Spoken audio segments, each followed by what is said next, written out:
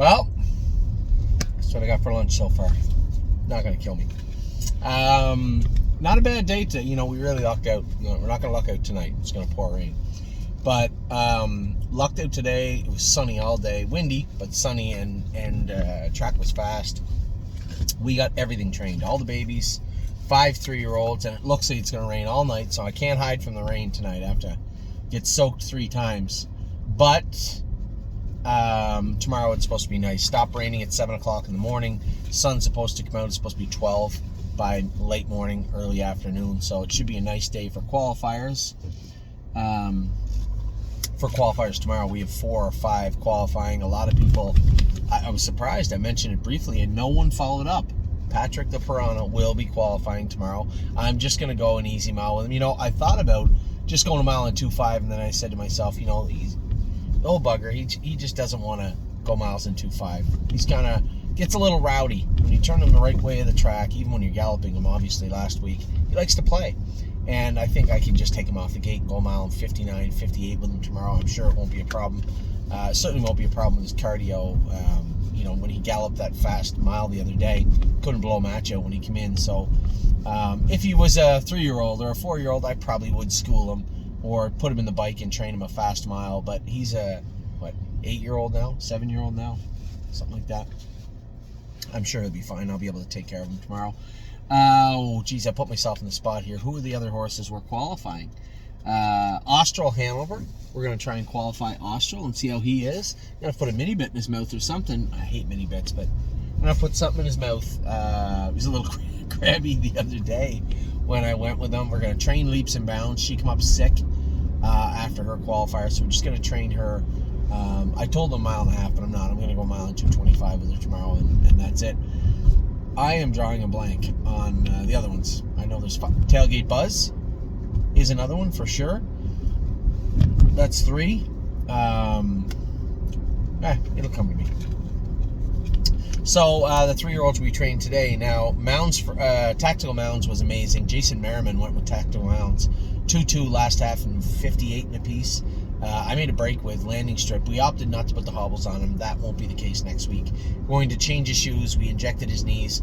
Ultimately, I said to Jason, he doesn't look real good. Like when he was a stud and went to New Jersey, he was shiny and fat and looked really good. Kind of looks ratty looking right now. And that's not a dig on the girls that are helping Jason. I just think with all the winter hairs coming out of him right now, he's not eating the greatest either. Which is a big indicator of a lot of things going on with him. So I just don't think he's really ready to go a fast mile. I think we can go back in 2.5 or 2.6 with the hobbles on next week, or maybe even slower. But he's not going to be ready for at least 2-3 weeks yet, in my opinion, looking at him today. Tactical Mounts should be qualifying next week. She looked amazing.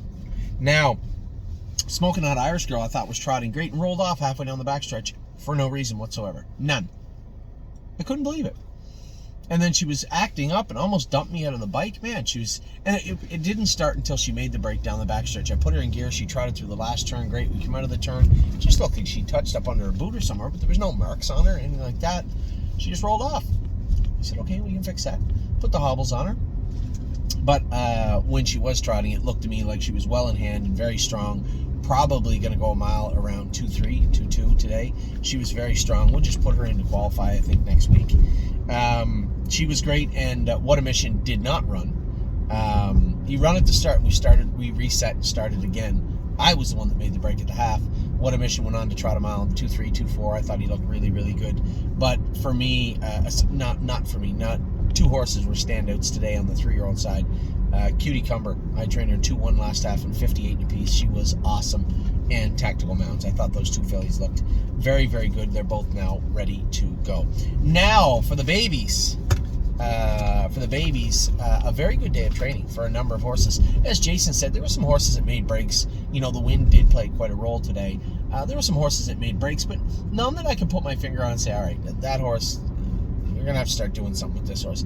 There was no issues. Today I talked about a couple that we're going to start working and tinkering with in Ontario just to get them squared away and polished up, but I didn't see any today that were really that bad. To be honest, the first set, Gypsy Hill, looked incredible. I'm going to have to flip-flop and now say, I said I thought Irresistible Sun was going to be the better of the 2. It might be Gypsy Hill, and we'll talk about another colt that looked very, very good today, but Gypsy Hill looked fantastic. I thought Lover's Play looked incredible. I said to Eric, I believe, pulling up, this one here, I believe, will make Oak Grove, and really, really interested in what this horse polishes up like. She looks amazing right now and looked great the other day on video. Looked great again today. Memory and Imagination was good. We were smoking pretty good on the end of it. Purple People Eater ended up on the front, made a break in the last turn. She got a splint that needed to be crowded. It didn't get crowded yet. It's going to get crowded tomorrow, I believe. So she made a break in front of me and kind of jostled me a bit. I come up, never put a step in, come up, charge through the middle, but at that point Gypsy Hill had taken over the lead and you weren't going to catch him. Lover's Play was charging, but I believe the second place was easily Royal Emeralds, who looked very, very good also. Lover's Play and Oh Snap You were right there. Memory and Imagination was right in behind them. We were really, really trotting on the end of it through the wind, and Purple People Eater ended up 6th. So a great set, top to bottom. The splint on Purple People Eater, I think, right front splint, made the break in the far turn. I can almost assure you 1 + 1 = 2. The second set was a bit of a coming out party. We've talked about how good Really Don't Care is, but she really hasn't got the true recognition that she deserves training and how good she's been, how strong she is.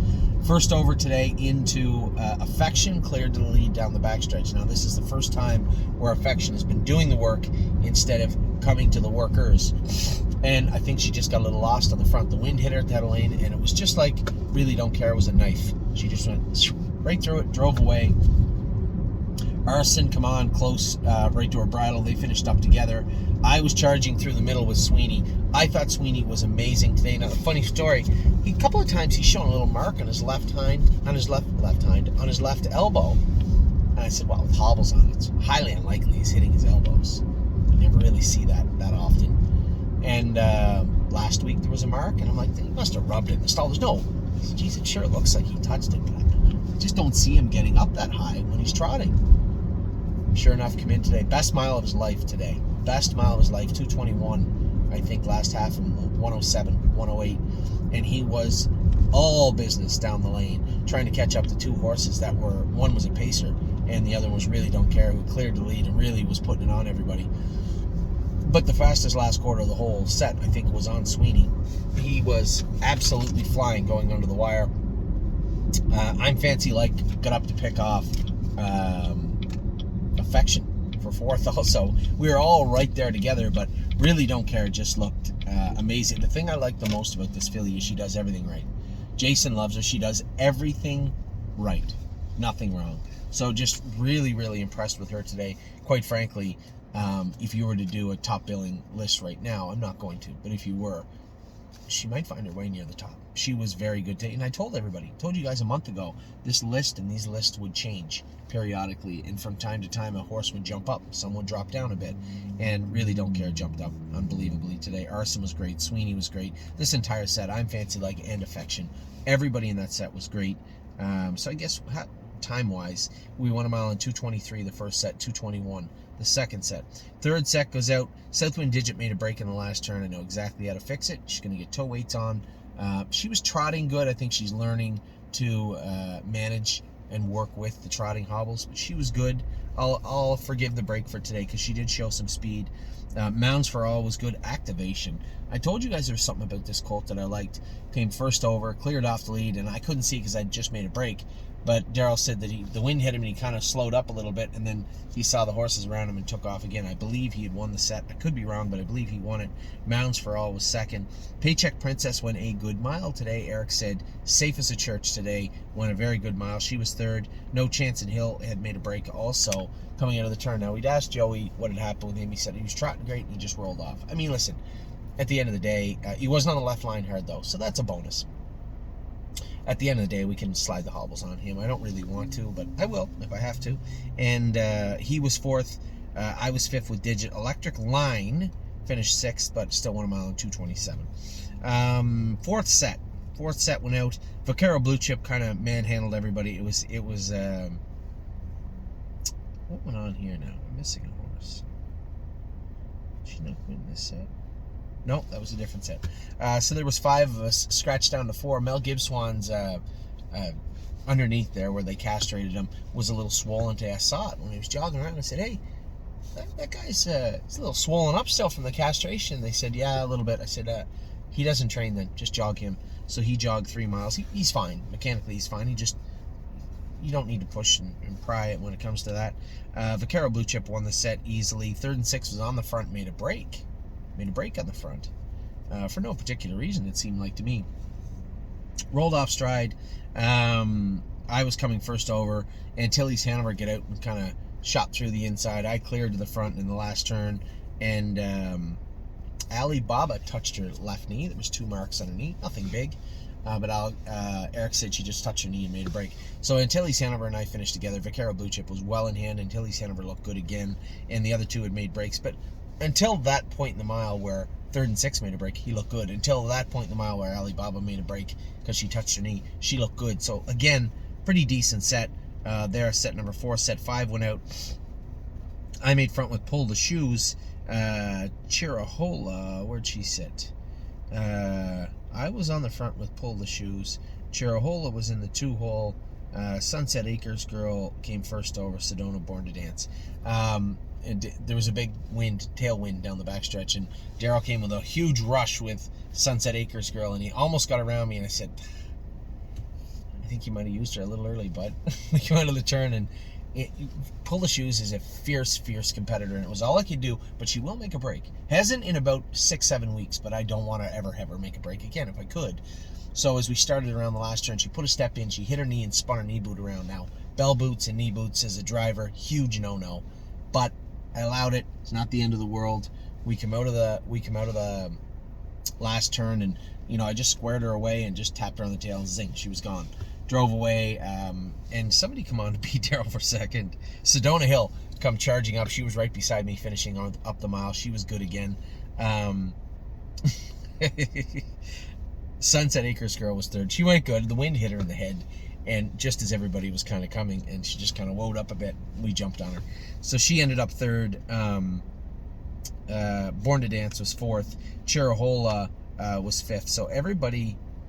Chirahola was not in that set, I don't think. What went on here? Oh, I remember now. They didn't quite have Chirahola ready, so they switched with AC Swan.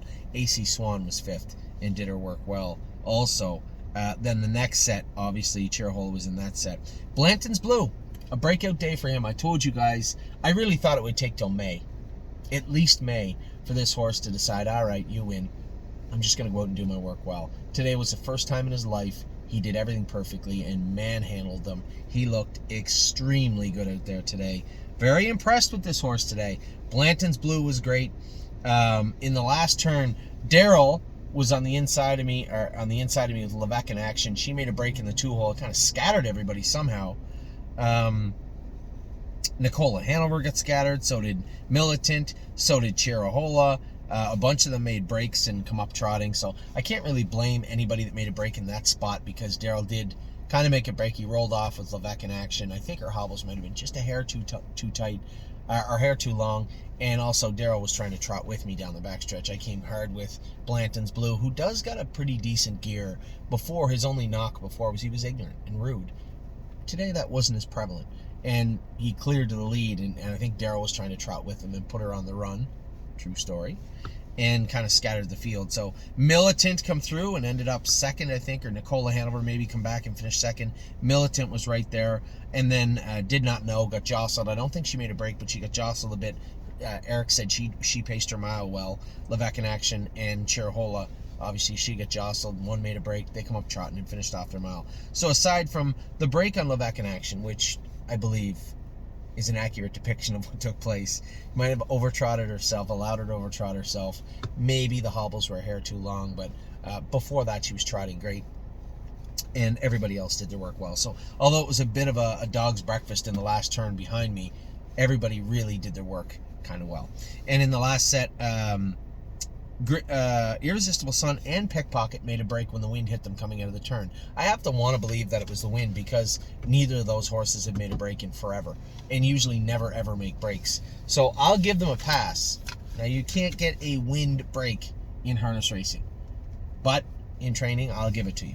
So Pickpocket and Irresistible Sun made a break. Venice Blue Chip and Cowboy by the Sea shot through. I couldn't catch Venice Blue Chip with Cowboy. He did his work well. She's just a really, really strong filly also, and I couldn't catch up to him. Green Tea finished third. Eric looked at me going under the wire, or finishing up our mile afterwards, and he said, "This might be the fastest horse you have."